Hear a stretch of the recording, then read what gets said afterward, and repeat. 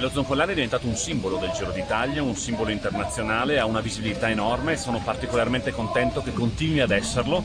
e devo dire che quest'anno in particolar modo il Friuli Venezia Giulia ha 3 giornate importantissime, quella di oggi con l'arrivo sullo Zoncolan, domani da Grado a Gorizia e lunedì la partenza da Sacile verso Cortina. Quindi facciamo vedere tutta la nostra regione, dalla montagna con lo Zoncolan alla laguna e il mare partendo da Grado e poi Sacile, una magnifica città del Friuli Venezia Giulia, e su questo mi auguro che sempre di più possa essere conosciuta la nostra regione,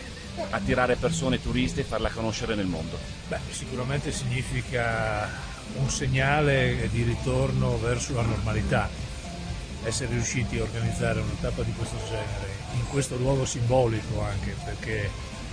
manifesta tutta la popolarità e quindi anche la capacità delle persone di assistere a eventi così importanti e di farli comunque in sicurezza, perché i provvedimenti complessi che stanno dietro questa organizzazione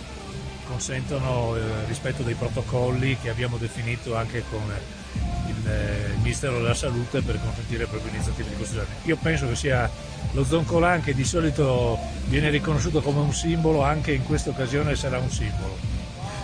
Insomma, è un biglietto da visita non solo per l'intera nostra regione, ma ormai credo anche per il Giro d'Italia. E tra l'altro Zoncolan è sinonimo di fatica, è sinonimo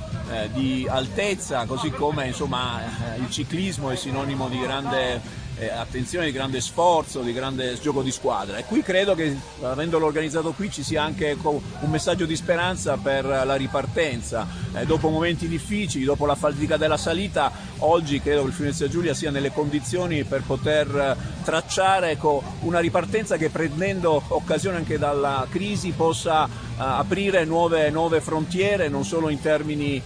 di